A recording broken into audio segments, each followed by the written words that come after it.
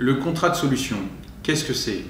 Aujourd'hui, on est face à une société qui nous demande d'aller encore plus vite sur la réduction du risque, des impacts, des usages des produits phytosanitaires. On sait qu'on a un gouvernement qui ne pense qu'à interdire les néonicotinoïdes, interdire le glyphosate, interdire les perturbateurs endocriniens. Ils les interdisent et ils nous mettent dans des impasses. On a déjà de nombreuses impasses dans beaucoup de productions.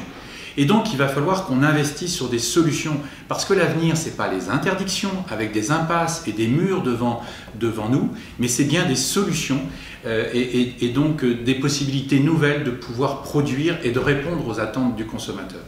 Donc, pour ce faire, on a rassemblé une trentaine d'organisations autour de la recherche, que ce soit sur les semences, sur le biocontrôle, sur le numérique, sur la robotique.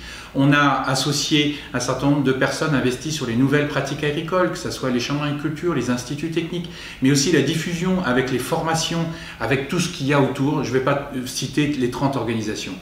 Mais autour de tout ce groupe, on veut marquer, écrire quelles sont les solutions qui existent, que l'on pratique déjà, mais aussi un certain nombre de solutions qu'il y a dans les cartons. Quand est-ce qu'elles vont sortir? Dans quel délai? Parce qu'il nous faut du délai pour ça.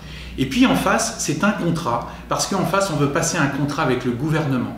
Parce qu'effectivement, on pourra avoir des solutions qu'à partir du moment où le gouvernement, au lieu de penser que interdiction, pense simplification sur la réglementation, investissement de plus en plus fort dans la recherche. Parce que oui, on pense que l'avenir se passe par la recherche, par l'innovation, dans des solutions. Demain, il nous faut répondre à beaucoup de défis, et les défis, c'est une progression de solutions et absolument pas une régression de production.